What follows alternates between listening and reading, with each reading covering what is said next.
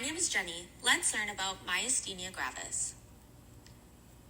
Myasthenia gravis is an autoimmune condition affecting the neuromuscular junction that manifests as generalized muscle weakness. Before we begin, let's discuss the basics. How does the body normally work? First, we have the neuromuscular junction, which is the area where muscles and nerves communicate with each other, and it plays a vital role in muscle contraction. We also have acetylcholine, which is a neurotransmitter or chemical messenger that is necessary for muscle contraction.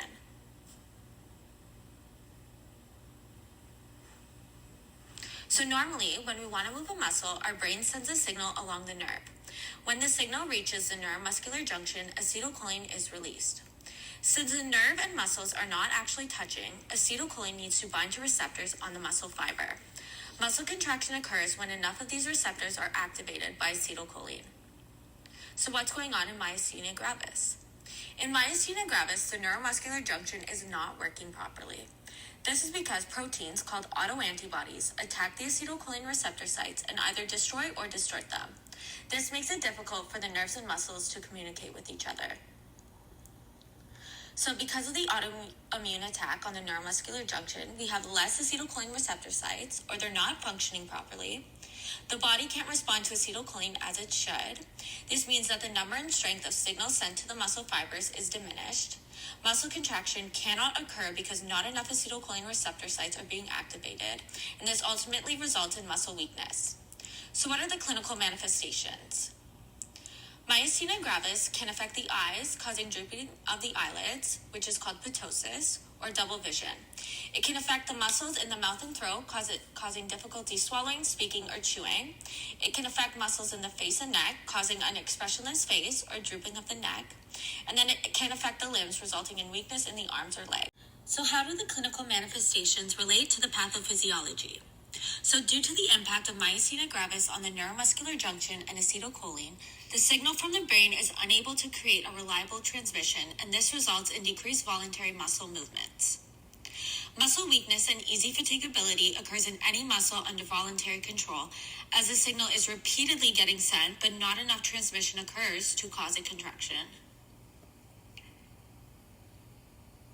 One of the complications of myasthenia gravis is a myasthenic crisis. This occurs when muscle weakness progresses to the breathing muscles. This is a medical emergency that occurs in 15 to 20% of myasthenia gravis patients. These patients will typically require intubation and mechanical ventilation.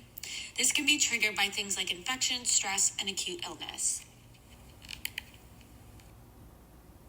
So let's discuss the etiology of myasthenia gravis. So there's an increased risk in genetically susceptible individuals and those with various gene mutations. Estrogen and testosterone can affect the thymic and anti-inflammatory response, indicating hormone involvement.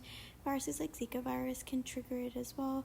Thymic pathologies can cause autoantibody formation due to high autoreactivity, and cancer, immunotherapy, and rheumatic disease can also increase the risk. Moving on to the prevalence of the disease. So early onset occurs before age of 50 with a 3 times female predominance due to thymic hyperplasia. Late onset occurs after age 50 with higher male predominance due to thymic atrophy. Childhood MG is common in Asian countries and late onset in European countries. Incident rate is about 1.77 to 21.3 million globally, and prevalence is 15 to 179 million globally, and 20 to 40% with thymomas can develop MG. For the diagnosis of MG, physical and neurological tests can be done. An endorphinium test on the eye muscles that injects a chemical to prevent breakdown of ACH can be done. Blood tests for antibodies against acetylcholine, electromyography, which is a nerve test to determine where the impairment is, and CT and MRI scans.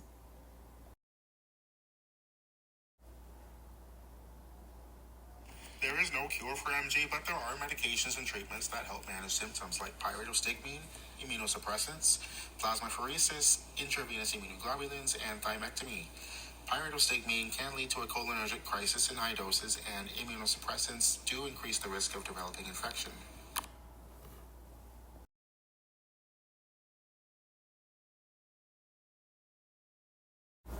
Patient education begins with the avoiding triggers like infections, overexertion, stress, and drugs. Medication should be taken as prescribed, and ADLs should be scheduled around periods of high energy like the morning, as fluctuations in energy levels are common. Wearing a medical bracelet is important, and education should be provided on complications and when to seek medical attention. Health promotions such as hand washing and yearly flu vaccines are also very important.